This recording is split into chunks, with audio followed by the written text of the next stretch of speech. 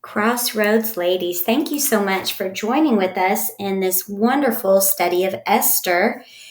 The workbook summoned by Megan Brown has been such a blessing to us. And today, as we do our reading, which is chapter 3 in the book of Esther, my prayer for you is that the Lord would speak to you through the reading and that any barriers between you and understanding God's word would be completely knocked down, that it would be clear and meaningful and applicable for you, and that this message would find you well and healthy and blessed. So here we go. This is the NIV version of Esther chapter 3. After these events, King Xerxes honored Haman, son of Hammedatha, the Agagite, elevating him and giving him a set of honor higher than that of all the other nobles. All the royal officials at the king's gate knelt down and paid honor to Haman, for the king had commanded this concerning him. But Mordecai would not kneel down or pay him with honor. Then the royal officials at the king's gate asked Mordecai, "Why do you disobey the king's command?" Day after day they spoke to him, but he refused to comply.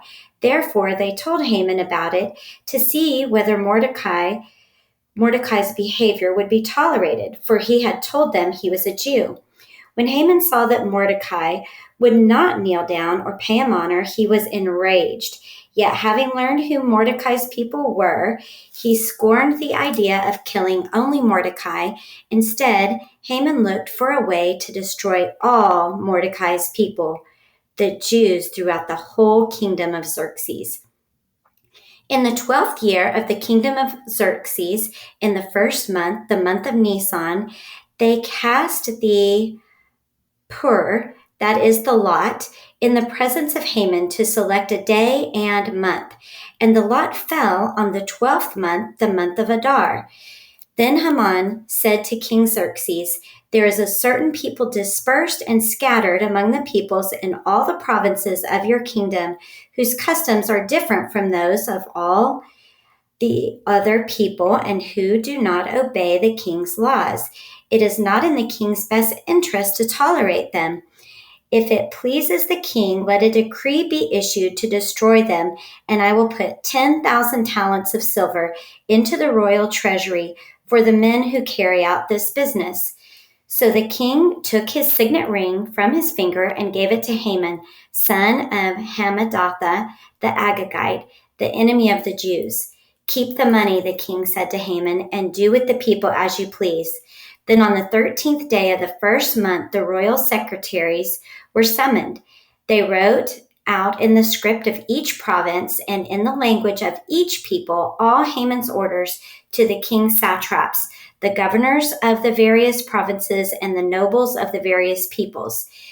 These were written in the name of King Xerxes himself and sealed with his own ring.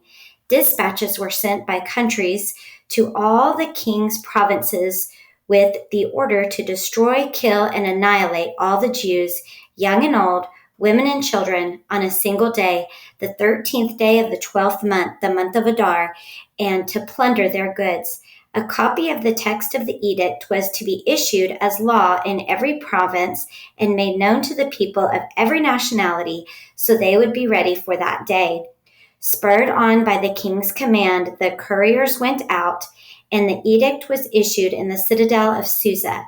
The king and Haman sat down to drink, but the city of Susa was bewildered.